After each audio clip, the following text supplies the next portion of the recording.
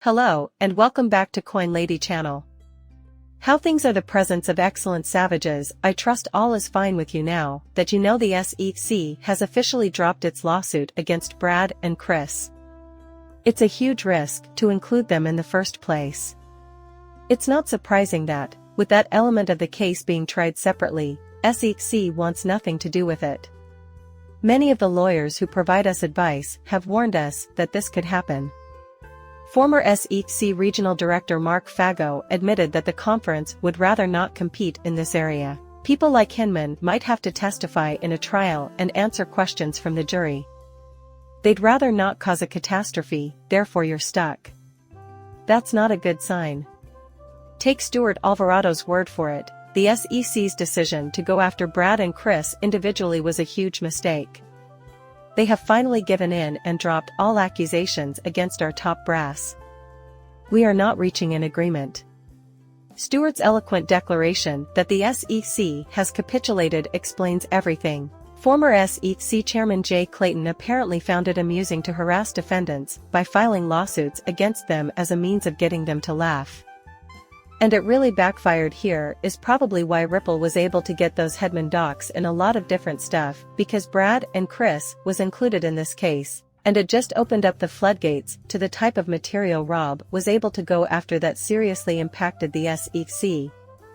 Furthermore, they never even attempted to force the subject. What does their decision to give up signify for us now? Investor in XRP? Personally, I couldn't care less if you liked Brad and Chris or not. Good to hear. What I think it accomplishes for us as XRP investors, though, is clear up yet another potential legal issue concerning XRP.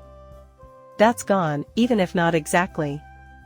All that's left are the illegal securities offerings that the judge ruled on in the Ripple sales, which should be settled somewhere out there soon enough, probably over money. To top it all off, resolving this legal matter will clear the way for us to take off in this location. Just settle it. You don't need the uncertainty of whether or not we'll go to appeals. And from that point on, everything will be okay. I have no idea if it will occur or not. From where I'm sitting, it's not easy.